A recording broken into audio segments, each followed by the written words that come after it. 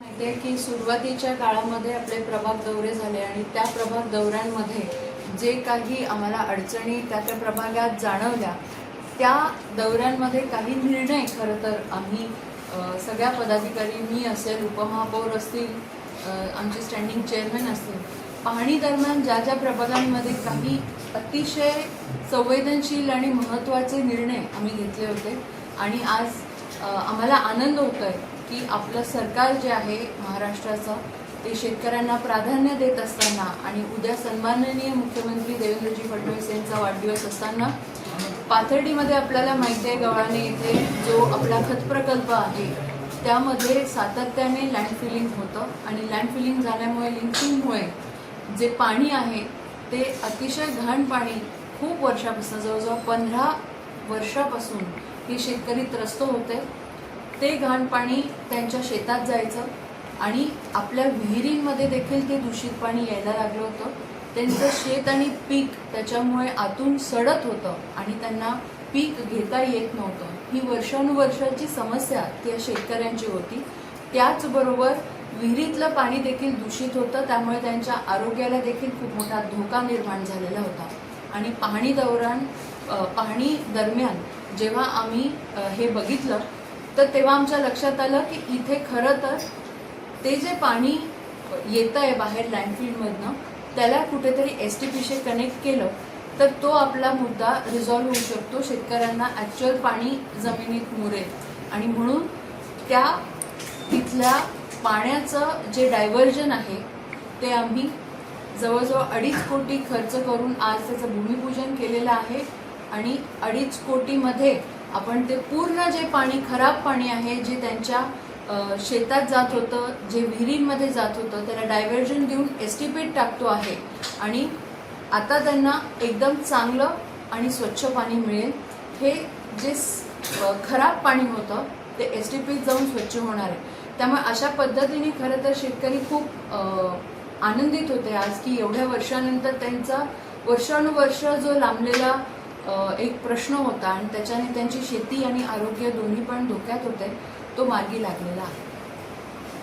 कचऱ्याचं ते सगळं अक्षरशः पीक काळं होत होतं आणि पाणी जे त्यांच्या टाक्यांमध्ये येतं बेसिकली याच्यामध्ये कारण अतिशय चिकट द्रव्य असं बाहेर निघत होतं आणि त्यामुळे ते त्यांच्या आरोग्याला धोकादायक होतं. ते पूर्ण जेवढं पाणी, कारण त्या पावसाचं पण पाणी त्यात ॲड होतं, त्याच्यामुळे it is not correct to measure that water, पण त्याचं डायव्हर्जन आपल्याला STPत करणं हे खूप गरजेचं होतं आणि ते आज आपण सुरू तुमच्या पाहणीमध्ये पार्श्वभूमीवरती आजूबाजूची 16 गावं आहेत त्यांचा देखील कचरा उचलण्याचं आम्हाला एक पत्र प्राप्त झालेलं आहे आणि त्या 16 गावांकरता आपण एक सेपरेट प्लांट करण्याचे योजले आहे. कारण आत्ताची टेक्नॉलॉजी ही अपग्रेड झालेली आहे. आपण पाहता आहात की आपला जो घनकचऱ्याचा प्लांट आहे तो बरेच वर्ष झालेला आहे आणि त्यामध्ये वेस्ट टू प्लास्टिकपासून डिझेल किंवा असं वेस्ट टू एनर्जीचा आपण प्रकल्प राबवला आहे, पण आता वेस्ट टू CNG आलेले आहे, वेस्ट टू बाकी सगळ्या गोष्टी आल्या आहेत ज्याच्यामध्ये आपण इतर प्रकारचं अनकन्व्हेन्शनल एनर्जी रिसोर्सेस करू शकतो. आणि त्याच धर्तीवरती ह्या 16 गावांचा जो नवीन कचरा ॲड होणार आहे आपल्याला आणि कुंभच्या दरम्यान जो कचरा ॲड होणार आहे तो पण आता एका नवीन प्लांटमध्ये आपण घेतोय. त्याची आम्ही चाचपणी सुरू केलेली आहे. कदाचित PPP तत्वावरती लवकरच पुढच्या महिन्यात ती संकल्पना देखील आपल्यापर्यंत पोहोचेल, जेणेकरून ह्या 16 गावांचा कचरा प्लस ॲडिशनल जो कुंभमध्ये निर्माण होणारा कचरा आहे तो ह्या प्रकल्पातून CNG मध्ये कन्वर्ट होऊन आपल्याला CNGचा देखील तिथे वापर करता येणं शक्य आहे.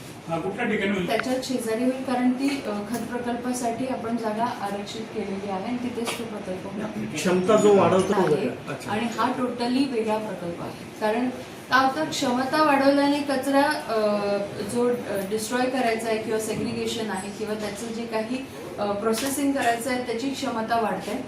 पण विषय असा आहे की टेक्नॉलॉजी अपग्रेड करण्याच्या दृष्टीने एक वेगळा प्लांट आपल्याला लागणार आहे. तो आधी कमी कपॅसिटीचा आपण सुरुवात करू कारण या 16 गावांचा कचरा जो येणार आहे तो नाशिक शहराच्या तुलनेत कमी असणार आहे प्लस कुंभमेळ्याचा. तर असं मिळून एक फेज 1 लॉन्च करू आणि नंतर मग त्याची कपॅसिटी आपण वाढवायची आहे. आपलीच जागा आहे एक 8 एकरचं लँड आहे, त्याच्यासाठी आपण मागणी करतोय. अभ्यास दौरा देखील घेतो आहे. मध्यंतरी सन्माननीय सभापती आणि मी टेक्नॉलॉजी समजून घेण्यासाठी पुण्याला देखील जाऊन आलो, पण त्यांचा जो एक प्रकल्प आहे, जो रनिंग प्लांट आहे, तो गोव्यामध्ये आहे, त्याची देखील आम्ही पाहणी करून आणि मग पुढच्या महिन्यात ते जर सगळ्यांना पटलं तर आम्ही पुढच्या महिन्यात तशी कारवाई करू. निर्मिती आणि कचरा आपण हे करणं, त्याच्यावरती बैठका सुरू आहे. आत्ता जिल्हा स्तरावरनं आम्हाला फक्त एवढं मागणी आली आहे की हा कचरा आपल्याला प्रोसेस करावा लागेल. आता ती गरज देखील आहे आणि आपल्याला माहिती आहे की आता अनेक गावं देखील आहेत, ग्रामपंचायती आहेत, त्यांना आमच्याकडनं रस्त्यांची अपेक्षा. आताच आपण बघितलं की ग्रामस्थ आले होते आणि हे माझ्याकडे पत्र देखील आहे, चांसी आहे, त्याच्यामध्ये मातोरी आहे, मुंगसारा आहे. त्यांना अशी इच्छा आहे की त्यांचे रस्ते आणि त्यांच्या पाण्याची समस्या जे आहे, पायाभूत सुविधा आम्हाला द्याव्या, अशा पद्धतीचं हे पत्रव्यवहार ग्रामपंचायतीने आपल्याकडे केलेला आहे आणि ते सगळेच जण आज आले होते. तर ह्या देखील व्यवस्था त्यांना आपल्याकडनं अपेक्षित आहे. पण ताई, अगोदरच आपल्या हे ते कुंभमेळ्याच्या पार्श्वभूमीवरतीच म्हणणं आहे आपल्याकडे की आजूबाजूची जी गावं आहेत त्यांच्यासाठी काहीतरी आपण कनेक्शन जे आहेत ते स्थिर करावे.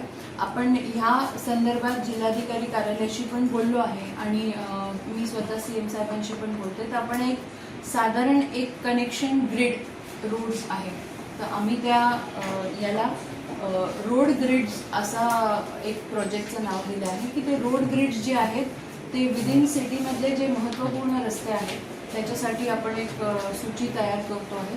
तो लिमिटेड असणारे पण अत्यावश्यक जे आहे ते त्याच्यात आपण घेतो रोड ग्रिड. मुशीमध्ये नाही आहे कपॅसिटी बिल्डिंग केलेलं आहे आपण वेळोवेळी. मोशीमध्ये कपॅसिटी बिल्डिंग झालेलं नव्हतं, त्याच्याने तो तेवढा मोठा डोंगर साचला होता.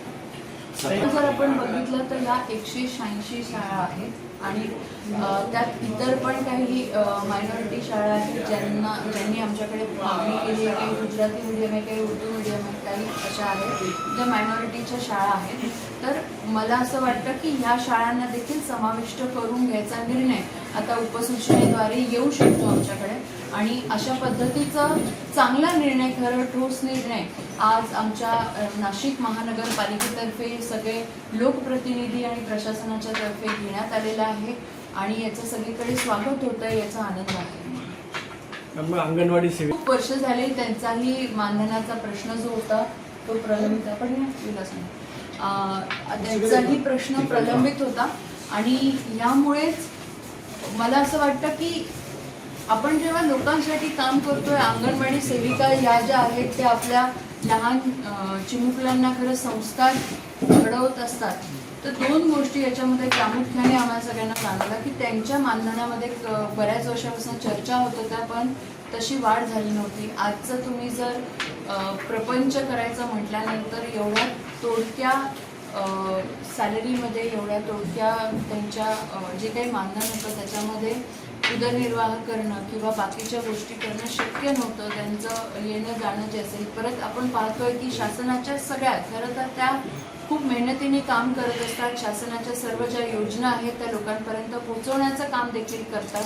कोरोनामध्ये देखील त्यांनी खूप चांगली जबाबदारी पार पाडली आणि आता SIRच्या माध्यमातून जेवढ्या पण योजना आहेत त्या माध्यमातून, तर अंगणवाडी सेविका BLO म्हणून काम करते, इतर शिक्षक देखील काम करत असतात, पण अंगणवाडी सेविकांकडे बऱ्यापैकी दुर्लक्ष झालं होतं आणि त्याकरता हा निर्णय आमच्या सर्व लोकप्रतिनिधी आणि महासभेने घेतलेला आहे.